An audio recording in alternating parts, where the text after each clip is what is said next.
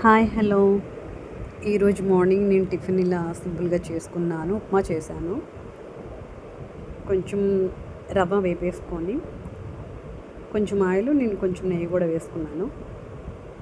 Heat అయిపోయిన తర్వాత ఆవాలు, పచ్చిశనగపప్పు, మినపప్పు వేసేసుకొని పచ్చిమిర్చి, ఉల్లిపాయలు, కరివేపాకు, జీడిపప్పు వేసేసి కొంచెం ఫ్రై అయిన తర్వాత ఒక చిన్న గ్లాస్ చేసుకున్నాను రవ్వ, 2 గ్లాస్ వాటర్ వేసేసుకొని అవి మరిగిన తర్వాత మనం రవ్వ వేసేసుకోవడం.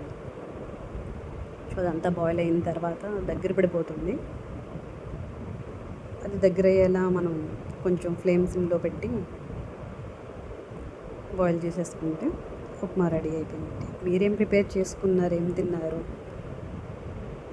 ఇలా సింపుల్గా ఉప్మా రెడీ అయిపోయింది. అప్పుడప్పుడు ఇలా టిఫిన్ చేస్తాం.